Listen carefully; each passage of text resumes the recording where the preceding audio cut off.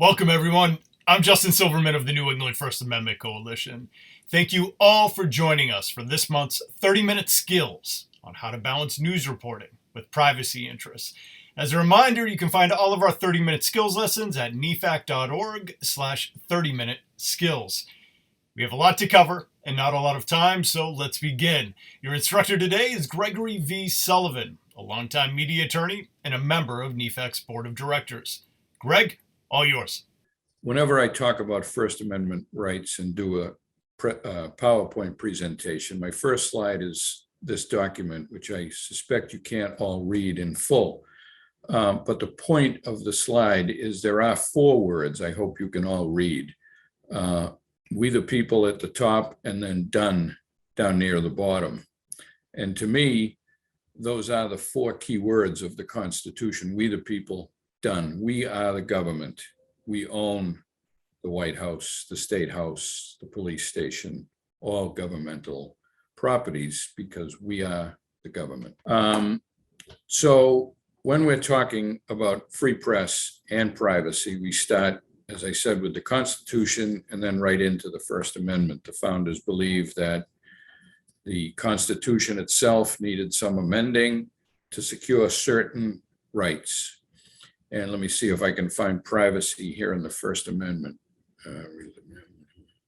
No, there's no privacy right guaranteed in the First Amendment, at least until 1927, and we'll get to that.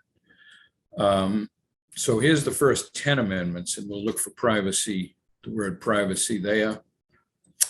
We're not going to find it. But I will say that, as Justice William O. Douglas stated in the Griswold case, which we'll talk about soon, he stated that the 3rd, 4th, 5th, and 9th Amendments are all privacy rights. We're all familiar with the 4th Amendment, the right to be able to be free from unreasonable searches and seizures. In 1927, in the case of Olmsted versus the United States, Louis Brandeis said that the privacy is the most comprehensive of rights and the right most favored by civilized people. He meant to say, but he said men. 1927. In 1965, and this is the case that fascinates me the most because of the time period, Justice Douglas said that the specific guarantee of privacy is in the penumbras formed by the emanations from those guarantees that help give them life and substance. And the guarantees he was talking about included free press. In 1965 in Connecticut, it was lawful for the government, the police, to get a search warrant to search the bedroom of a married couple to see if they were using contraceptive devices. It was illegal to possess or distribute a contraceptive device in 1965, and Douglas finally said, wait a minute, the institution of marriage deserves privacy. So we're going to learn, we have learned, that all of our First Amendment rights sometimes crash and clash head on with other governmental and societal interests. So what are those governmental and societal interests? This is a quiz. Go ahead and answer. All right, I'll help you. National security, public safety, education, reputation protection, i.e. defamation law, privacy, the one we're going to talk about today. So a little bit of an aside, but I always have to give this to everyone in a situation like this, is the quote from Texas v. Johnson, the flag burning case, that a bedrock principle of the First Amendment is that the government cannot shut us up just because society finds our words offensive or disagreeable, and that applies to all, including press publications. In New Hampshire, we have a constitutional guarantee of free press that is even stronger than the First Amendment itself, because liberty of the press is essential to the security of freedom, and it must be inviolably preserved. So I'd like you to take 12 and a half seconds and try to read this quote. I'll try to summarize it. They're saying that gossip is no longer the resource of the idle, but has become a trade. They're talking about the press. Instantaneous photographs have invaded the secret precincts of private life, and numerous mechanical devices threaten to make good the prediction that what is whispered in the closet shall be proclaimed from the housetops. Now, these are individuals complaining about the press being able to learn about their private affairs. Take a minute and try to guess what year this was published. It was a nationwide publication by authors who were highly respected. It could have been 1965, consistent with the Griswold case. Let me see. Oh no, 1890. Brandeis, the same fellow that wrote in the Olmsted case that privacy was the most comprehensive and sacred right we possess. So the question becomes, how far is too far when we're doing our job as a news gatherer and reporter? There are only 4 kinds of invasion of privacy recognized by the law in the United States, and they are intrusion upon seclusion, kind of a self-explanatory one. This is the one that the press deals with the most in courtrooms: public disclosure of private and embarrassing facts. False light, invasion of privacy is an interesting one. And misappropriation, which is very simple. If I'm going to start my root beer bottling company, I can't call it Bruce Springsteen root beer without his permission. So you'll see this 652B reference, and that has to do with, that comes from rather the Restatement of Torts, which is a body of law recognized by all 50 states. And you can certainly obtain it on, I think, on Google, or certainly Lexis or Westlaw. So this is intrusion upon seclusion. One who intentionally intrudes, physically or otherwise, so we're really talking obviously about mechanical devices such as cameras, upon the solitude or seclusion of another or his private affairs or concerns, is subject to liability to the other for invasion of privacy if this intrusion would be highly offensive to a reasonable person. I'm going to hammer away that word reasonable, as I always do, because it underlies all law. Now, again, this is the one that the press deals with the most. We're publishing something that may be offensive to a reasonable person, but the question becomes, is it a legitimate concern to the public? I give the example of the news reporter who's walking home on Saturday night, walks by the mayor's house, looks in, can see through the glass storm door, but the main door is open. And of course, there's the mayor fist fighting with her husband. They're both nude, and oddly enough, the room is full of empty beer cans up to their knees. So obviously the reporter does what he's supposed to do and takes a picture, hustles back to the newsroom, shows it to the editor. He wants to run it on the front page Sunday morning, and the editor's dealing with the issue of, certainly it's going to be offensive to the mayor, but is it a legitimate concern to the public? Some people say what the mayor is doing in her home on Saturday night is nobody's business. Then I argue, well, if she wants privacy, you have to have a reasonable expectation of privacy. So shut your front door and pull the shades if you want a fist fight in the nude, I would say. And then I change that fact pattern when people say that it's the mayor's business. I say, all right, what about the police chief? She's on duty 24/7, 365. All right, if it's not the chief of police, what about the principal of the local elementary school? And remember, every case turns on its own set of facts when you bring your photo back to the newsroom. False light, invasion of privacy, is an interesting one. Unlike defamation, which has to injure someone's reputation, false light, invasion of privacy can enhance someone's reputation, but still be the subject of a successful lawsuit. The example I give is Warren Spahn, who, if you're not my age, you probably don't know who he is, but he was the greatest pitcher in baseball. He was the Pedro Martinez or Roger Clemens of his day in 1939 and 1940. But in 1941, when World War II broke out, he quit baseball, joined the Army, fought on the battlefields in Belgium, came back and picked up his baseball career in 1943. So someone thought it was proper fodder for a book. They wrote the book and they said, what a great American hero Warren Spahn is. He joined the Army, gave up his career, fought on the battlefields, was shot and injured, taken away on a stretcher in an ambulance and awarded the Purple Heart. It was a great story. The problem was it was false. He did fight, but he wasn't wounded, didn't get a Purple Heart. He sued successfully, and the books had to be taken from the shelves, and he got a monetary award. It was offensive to him, even though it enhanced his reputation. And like the law in defamation, there was a reckless disregard for the truth and therefore liability. I've explained appropriation. We call it misappropriation sometimes.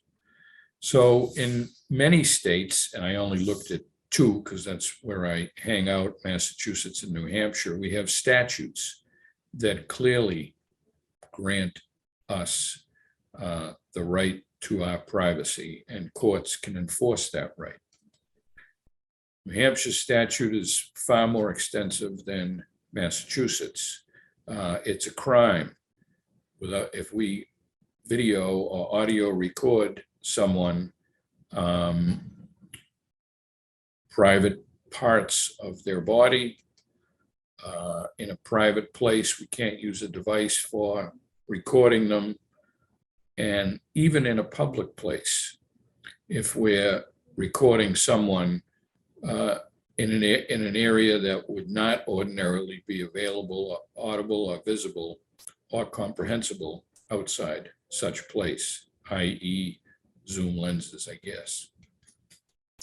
Federally, crime victims have a right to be treated under the law and there's obviously, this is number 8 in this particular section of the statute. Greg, if I could cut in for just a minute before you get to crime victims' rights, could you go over the definition of a private location versus a public location? What makes the difference?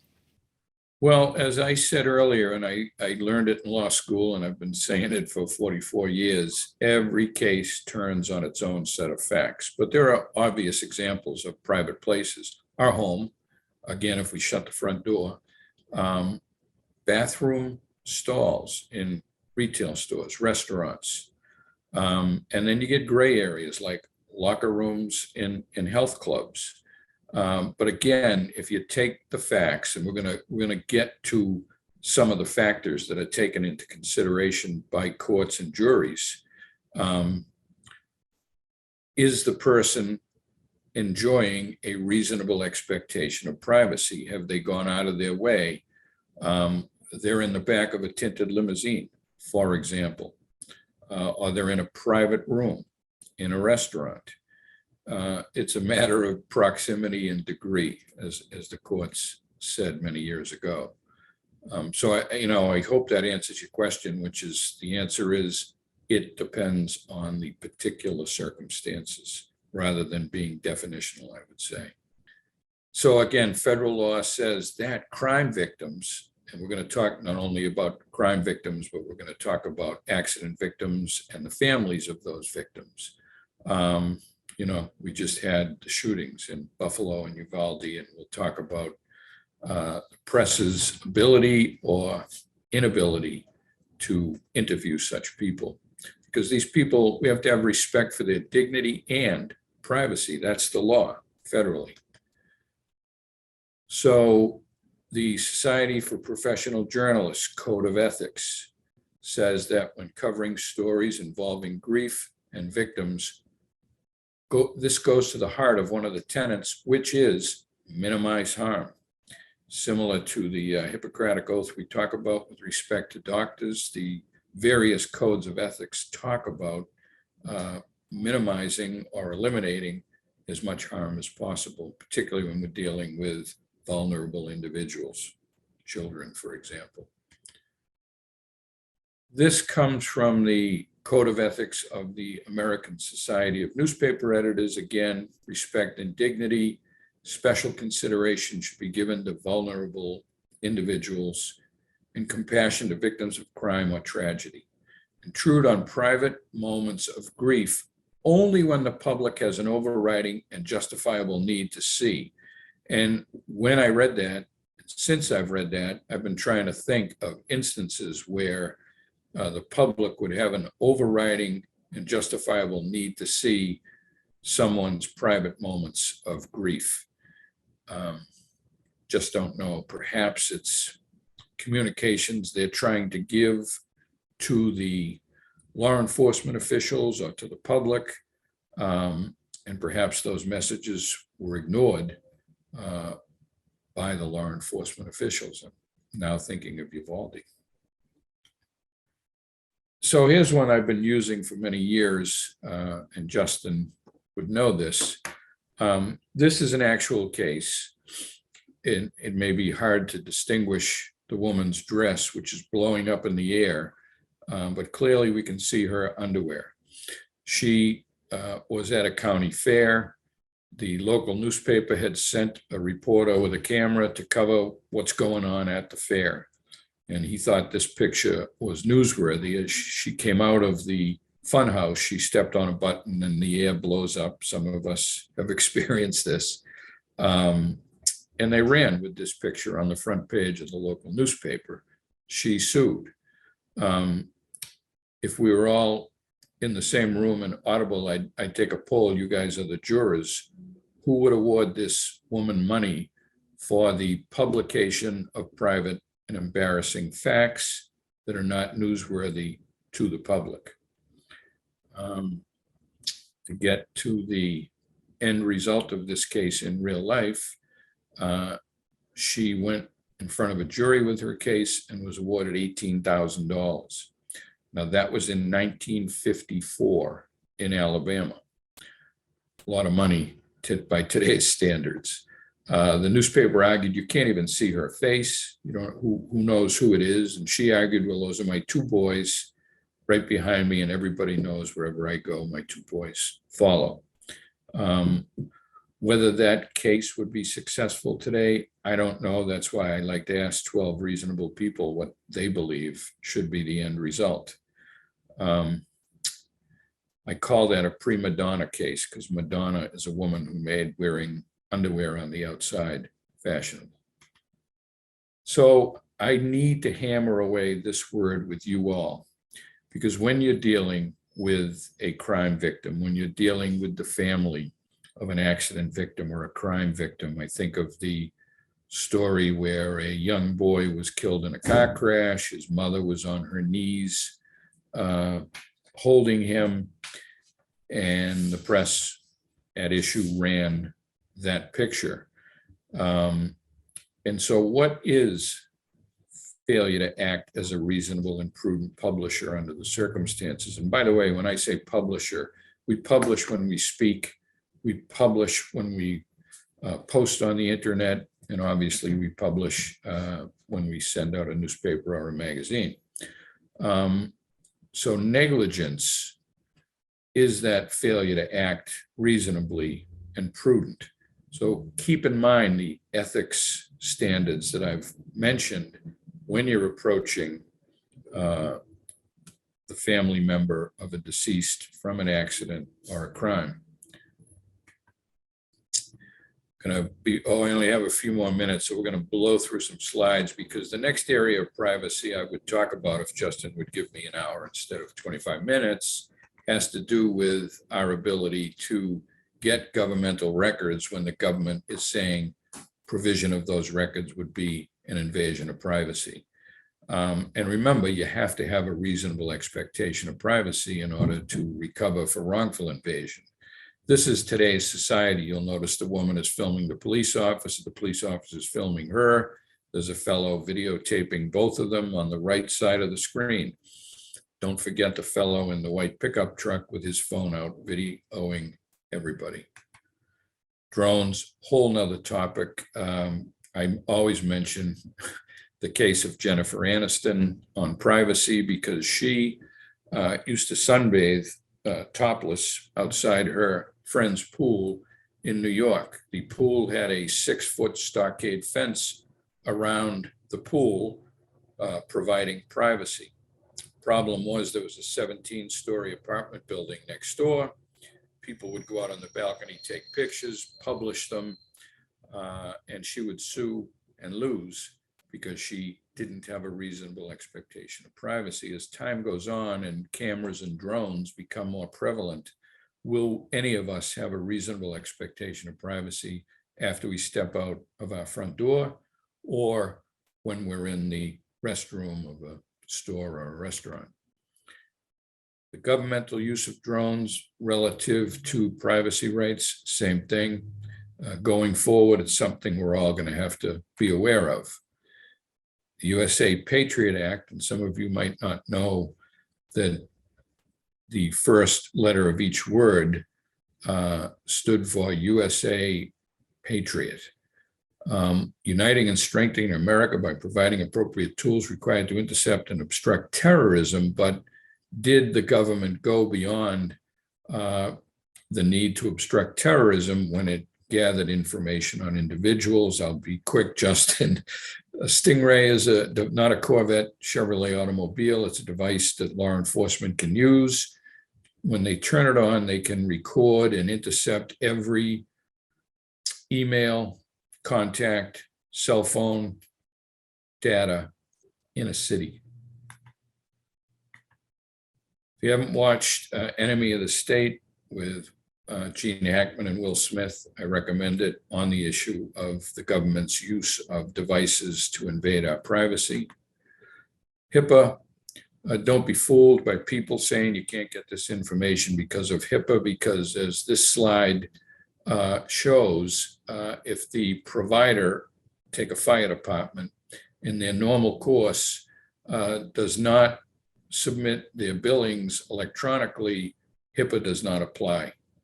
Very hidden purpose, very hidden aspect of the law. New Hampshire, we have a right to know what the government is up to at all times.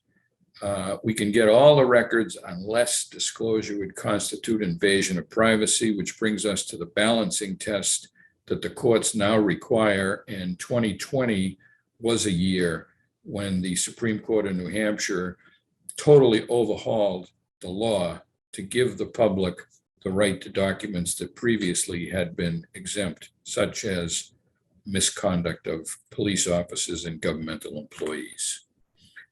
Federal law, same thing. Is it an unwarranted invasion of personal privacy? And the New Hampshire, we use this same statute. This is the balancing test I mentioned. I go back to the restatement. Whether or not the documents we're looking for are a legitimate concern to the public. And I say when we're talking about police officers' misconduct, the answer is always yes. Great quote from a judge in New Hampshire: when the voters and taxpayers are viewed as alien rather than integral to the process of policing the police, bad things happen in the dark. I recommend this website, which you all are probably familiar with, Reporters Committee for Freedom of the Press, SPJ, Media Ethics, and Be Alert, because when we don't watch out for our rights, they go away. And I'm done for my 27 minutes, Justin. Thank you. Thank you, Greg. I have a question here pertaining to the privacy rights of public officials. I see this come up a lot in the context of open meetings where citizens will go to a meeting of some public agency. They'll accuse officials of corruption just to have their speech shut down and then told those accusations are insulting or somehow invading the official's privacy. So can you speak to the balance, if there is any, between holding public officials to account while respecting their privacy interests? In other words, do public officials have more or less privacy rights than other citizens? The answer is less. The courts have been clear. When you go into the service of public employment, your reasonable expectation of privacy in your private life is somewhat reduced. And the key question is, will the information that you're looking for or accusing someone of shed light of the performance of a government official?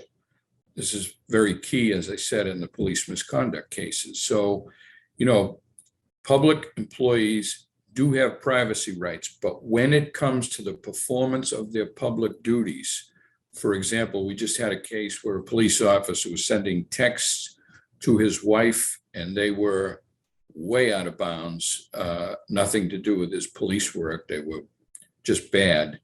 And because he was using a police issued phone, we, the public, had a right to see those texts. Every case turns on its own set of facts, but their expectation of privacy has to be reduced when they take on the job. I did have one last slide because I could spend, as Justin, untold hours talking about these things.